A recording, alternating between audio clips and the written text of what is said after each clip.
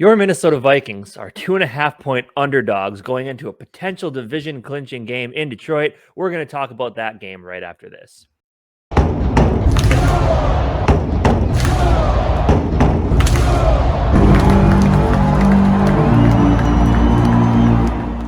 Big game coming up this Sunday for your Minnesota Vikings. As I mentioned before, division clinching scenario, win, the division is ours.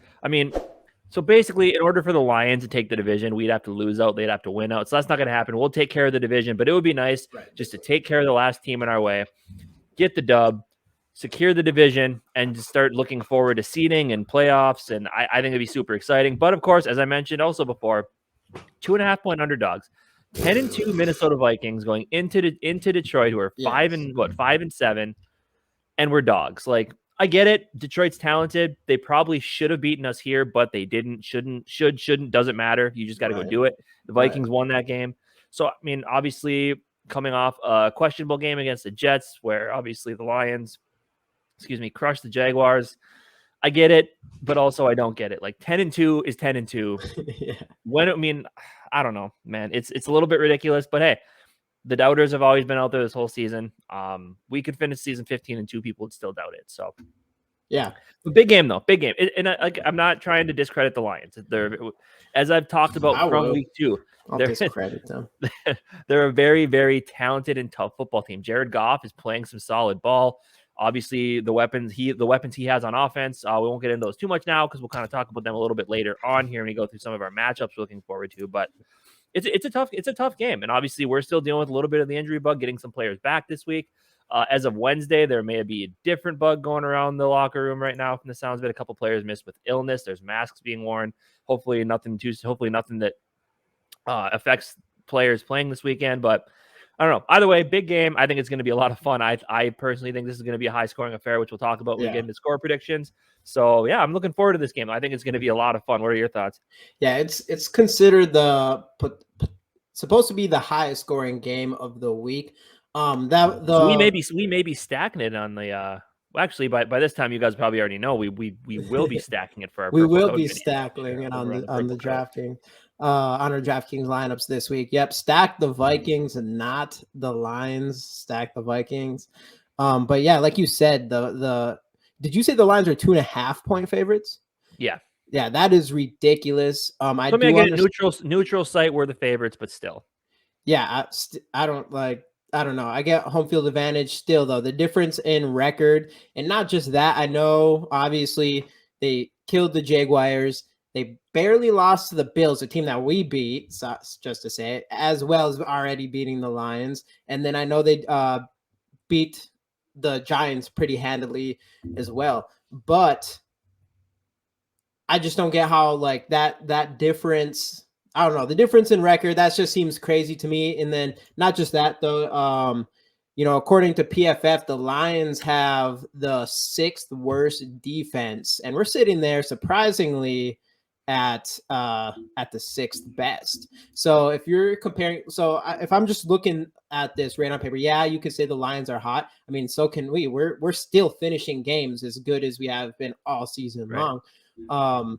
If we're looking right at if this is a game to me that I think our offense is more talented than their offense easily. They have some really good players, but I'll take Kirk Cousins over Goff any day. I'll take Justin Jefferson over St. Brown any day. I'll take Delvin Cook over DeAndre Swift.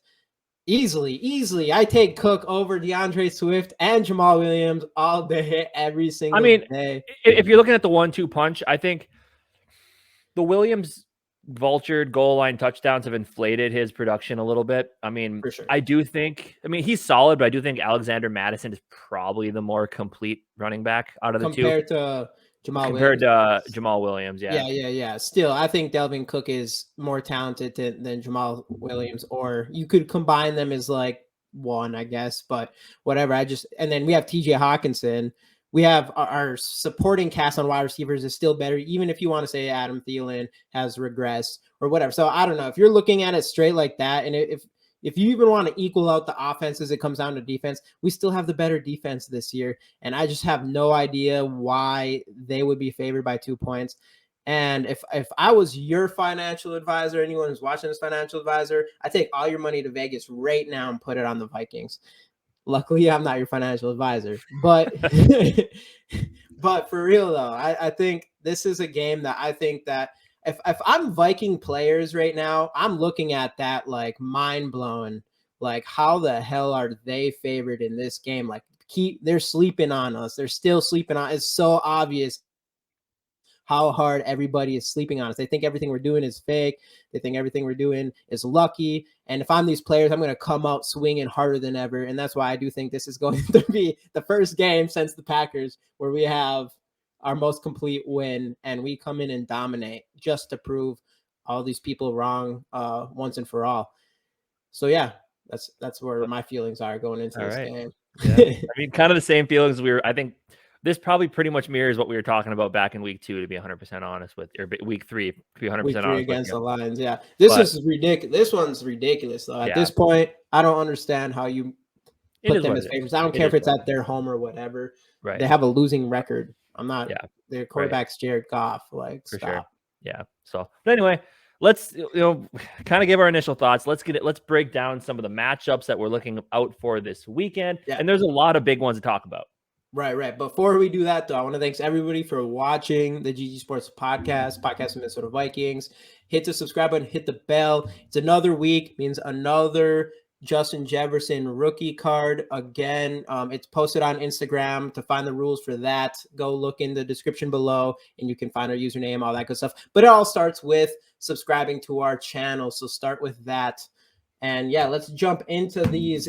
And starting with the most important player, I think, in this game, someone that kind of has a little revenge game coming potentially. I mean, I'm sure he doesn't have too much bad blood against the Lions, but man, imagine playing on the Lions for your whole entire career, doing nothing but losing. The last thing you want to do is go up against that team and lose, and I don't think we're going to do that. What's your thoughts on these matchups? Yeah, I mean, so far TJ Hawkinson has been a major plus move.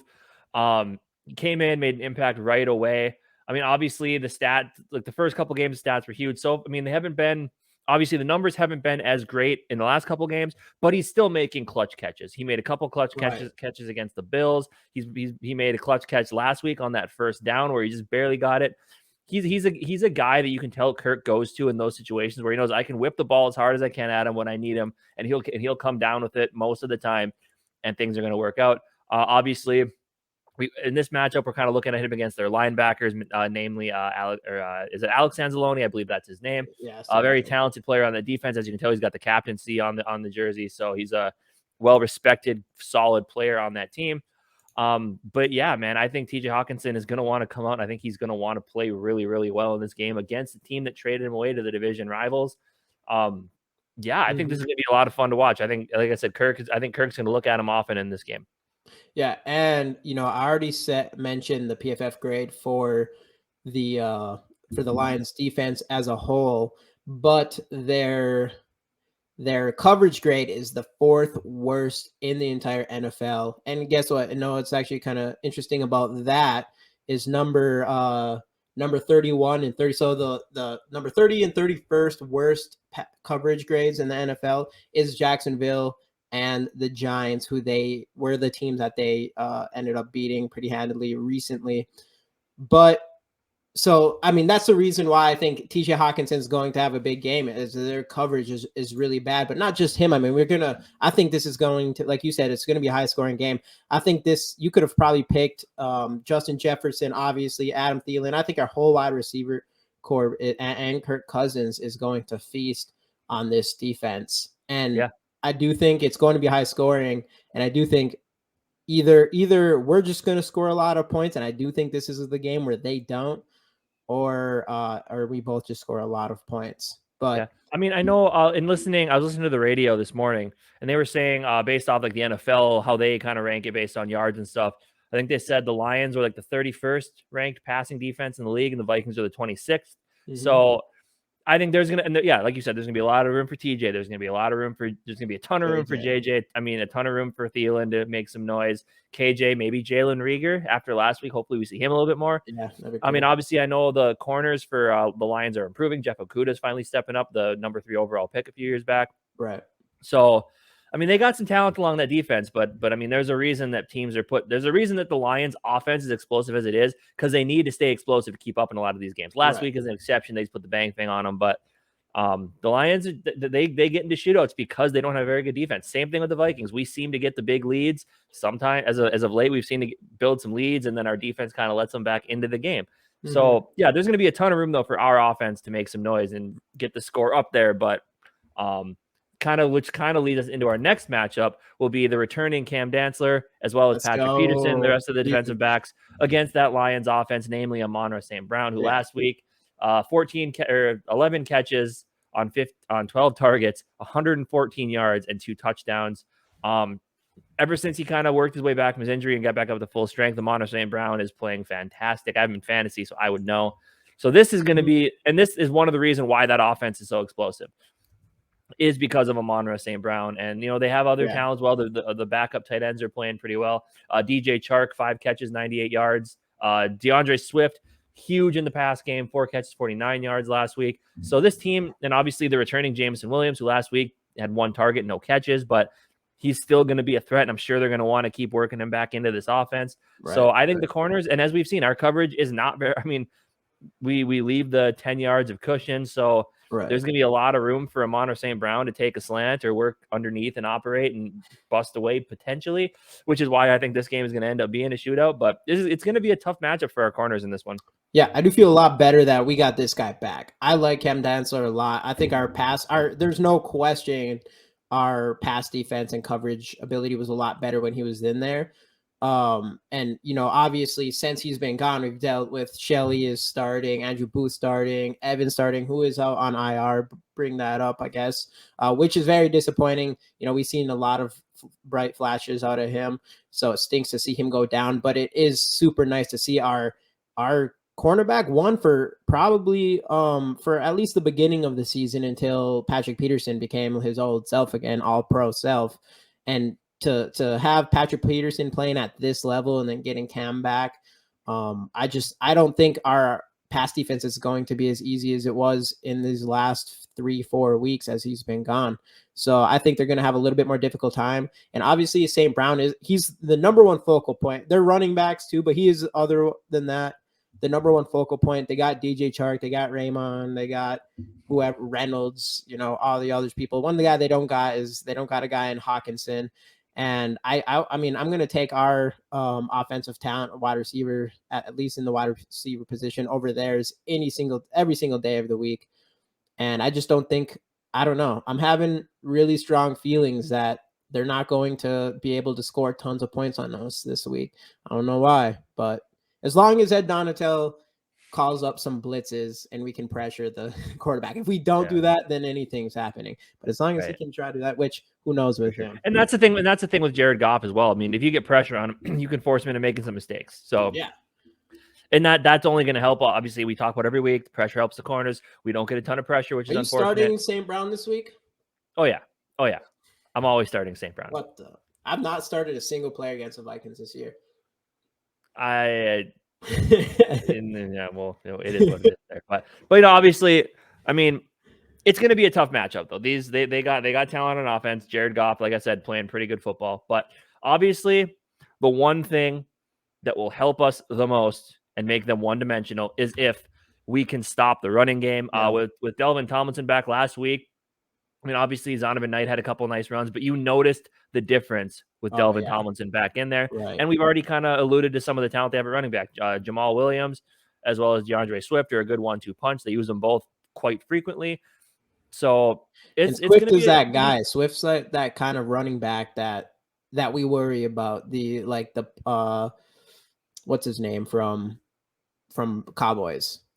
Pollard. Pollard. Yeah. He's like that type of style running back, and those always scare us. So Swift again, and we talk about it every time we play the Lions, actually, is we do have to contain Swift in the little screen passes and, where they're just trying to get the ball in his hands. But For sure. So, I mean, obviously, if you can stop the run, make them one-dimensional. You have pin your ears back in the pass rush.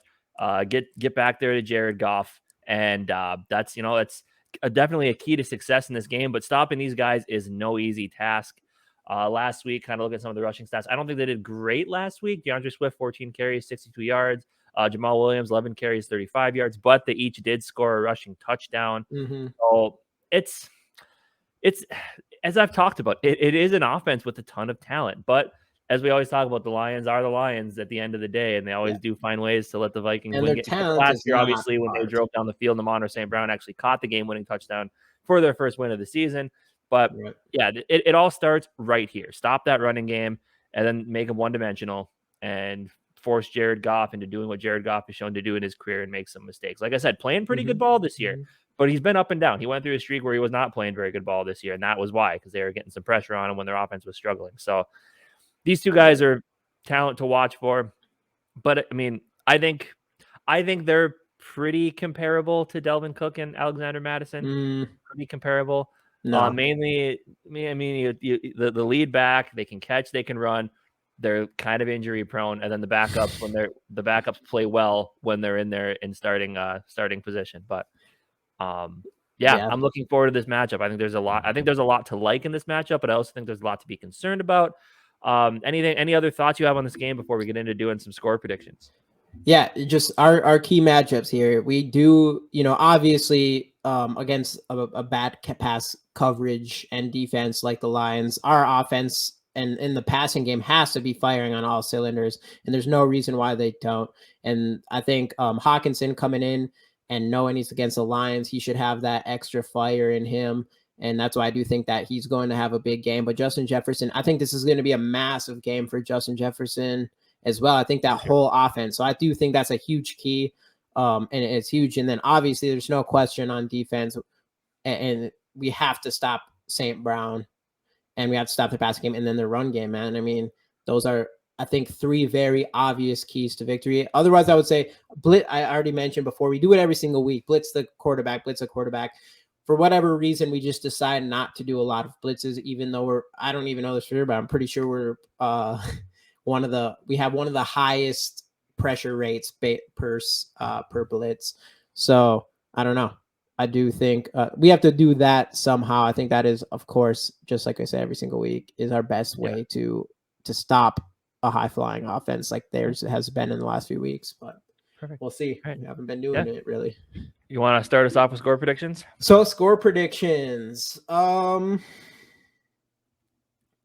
start with a player. TJ Hawkinson is I'm going to just say he'll score a touchdown. I think TJ Hawkinson will score a touchdown. I don't know what his yards and stuff will be, but I do think Justin Jefferson is going to go crazy this game. And I think he's going to score at least one touchdown. And I think he's going to have at least 150 yards. At least 150 yards. All right. Yeah, I think this is going to be a big Justin Jefferson game. As far as score predictions, I think the players are going to be, I think they're going to be pissed. I think they're going to notice that they're the favorites to win this game, the Lions. And I think they're going to, have a fantastic game. So I think it's going to be 34-17 Vikes. Okay. I like it. Well, I'm looking over here. If I was a betting man, which I really don't bet much, the over-under is 51.5. I'd hammer the over. I think the Vikings are going to play a very tight game. I think it's going to be a high-scoring shootout. I think the Vikings win 31-30. I think since he's my starting quarterback this week, and I am in a scenario where if I win this, I started off 0-4, 0-5.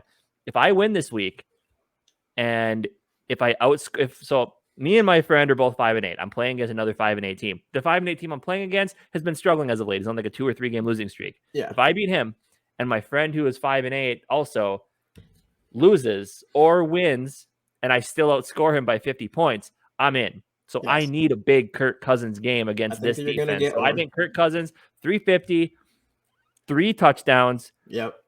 I like it. Let's go. 31-30 though, in a tight affair. Hammer the over if you're a betting person. This game's going to get high scoring. This game is going to be another game, just like the one I was at last Sunday, that keeps you on the edge of your seat, keeps your hand, and by the end of it, you're going to be out of breath because it's just going to be too much. Let's be chill. I'm be chill in this game. But as all Vikings games are, But 11-2, secure the division, get the hat, get the t-shirt, start looking forward to the playoffs, and maybe even the 1 seed yet at this point. We will find out. We want to know what your guys' score predictions are. Let us know those down in the comment section, as well as your thoughts on this game. And we'll see you guys next time on the GG Sports Podcast. Skol Vikes.